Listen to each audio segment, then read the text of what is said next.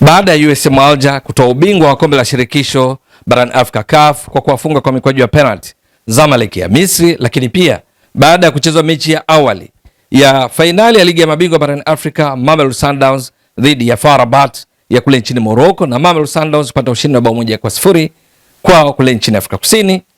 Maswali yameibuka kwa baadhi yenu nyinyi watazamaji wa Mbwaduke Stats Sport Next Level kwamba je, matokeo hayo ya kwamba USM Alger washakuwa mabingwa wa kombe la shirikisho na Mamelodi kuwa wametanguliza mguu katika kutoa kombe la ligi ya mabingwa barani Afrika kwa msimu huu, kuna mabadiliko yoyote kwenye viwango vya ubora barani Afrika kwa sasa?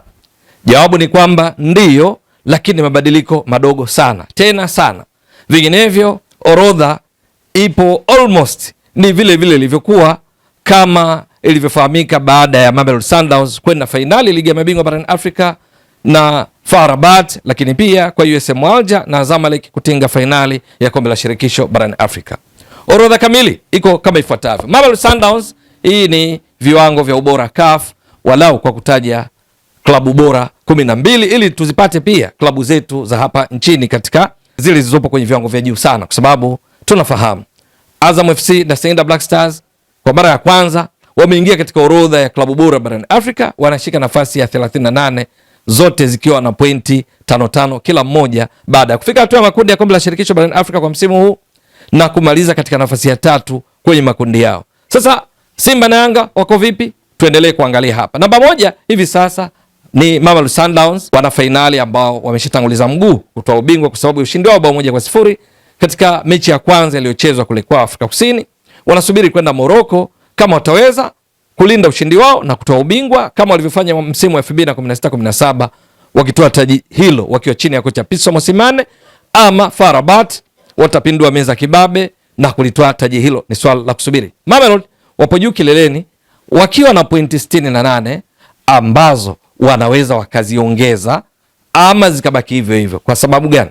Wakitoa ubingwa wataongeza pointi 5 na hivyo pointi zao kuwa 73, lakini wasipotoa ubingwa hizi hazitakuwepo. Nadhani nimeeleweka vizuri. Kwa hiyo wao pointi 68 subject to changes baada ya fainali ya pili watakaocheza dhidi ya FAR Rabat, kwa sababu wanaweza wakaziongeza. Lakini inayofuatia baada ya Mamelodi Sundowns ni Al Ahli ya Misri ambayo yenyewe hivi sasa ingali na pointi 66, bado iko pale pale.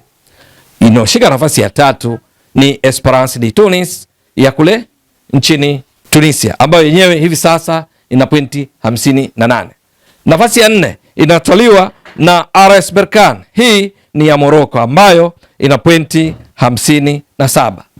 Nafasi ya 5 hivi sasa inashikiliwa na USM Alger ambayo imefika nafasi hii ikiwa na pointi 52 baada ya kujiongezea pointi 5 nyingine kutokana na ubingwa waliotoa katika fainali waliocheza dhidi ya Zamalek. Hapo kabla walikuwa na pointi 47, walikuwa nafasi ya chini, lakini kitendo cha kutoa ubingwa kajiongezea pointi 5, sasa wako nafasi ya 5 wakiwa na pointi 52 USM Alger ya Algeria. Nafasi ya 6 katika orodha hii inashikiliwa na Zamalek, wana fainali wa kombe la shirikisho ambao pointi zao ni 49. Nafasi ya 7 inashikiliwa na Pyramids ya Misri, mabingwa wa ligi ya mabingwa barani Afrika msimu uliopita, lakini safari hii hawakufua dafu. Matokeo yake wanashika nafasi ya 7 wakiwa na pointi 48. Halafu nafasi ya 8 inatwaliwa na FAR Rabat ya Morocco, wana fainali wa ligi ya mabingwa barani Afrika kwa msimu huu ambao hivi sasa wangali na pointi 41, wanaweza wakaziongeza kwa sababu kama watapindua meza kibabe dhidi ya Mamelodi Sundowns katika mechi itakayochezwa kwao kule nchini Morocco, akina Mohamed Rabbi Hirimat, akina Toka Neiro wakipindua meza kibabe watajiongezea pointi 5, matokeo yake watakuwa na pointi 46. Bahati mbaya sana kwao ni kwamba hata kama watatoa ubingwa bado watabaki kuwa nafasi ya 8 kwa sababu pointi watakazofikisha 46 hazitafikia pointi za Pyramids ambazo ni 48. Kwa hiyo kwa FAR Rabat washinde na kutoa ubingwa, wafungwe na kuishia fainali hii ya ligi ya mabingwa barani Afrika, bado wataendelea kubaki nafasi hiyo ya 8 kwa sababu pointi 41, pointi 46 hazina cha kuishusha Pyramids yenye pointi 48. Halafu nafasi ya 9 inashikiliwa na Al Hilal Omdurman ya kule nchini Sudani ambayo hivi sasa ingali na pointi 39. Nafasi ya 10 inatwaliwa na CR Belouizdad ya kule nchini Algeria, yenyewe ikiwa na pointi 38.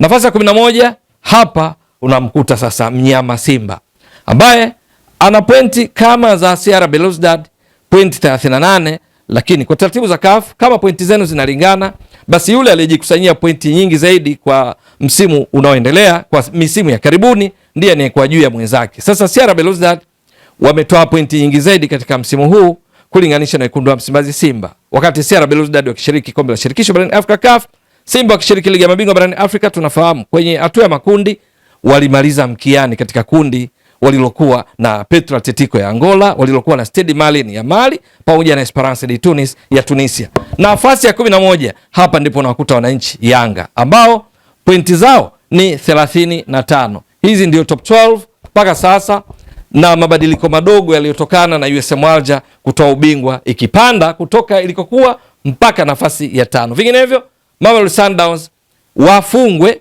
katika mechi ya marudiano dhidi ya FAR Rabat na kukosa ubingwa, washinde bado ataendelea kuwa nafasi ya kwanza kwa sababu pointi zao 68. Hakuna timu yenye pointi kama hizo. Tunaona Al Ahly wana pointi 66, lakini wakishinda watazidi kuongeza wigo baina yao na timu inayofuatia Al Ahly, kwa sababu utaongeza pointi 5 zitafika pointi 73, na hivyo watakuwa juu ya Al Ahly kwa alama 7.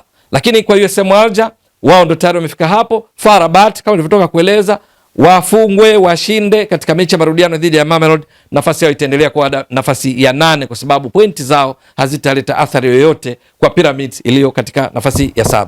Je, nini kitakachotokea? Ni swala la kusubiri na kuona namna gani Simba, Yanga, Azam, Singida Black Stars na timu nyingine za Tanzania zitafanya nini katika msimu ujao wa michuano ya klabu ya CAF kwa maana ya msimu 2026 2027.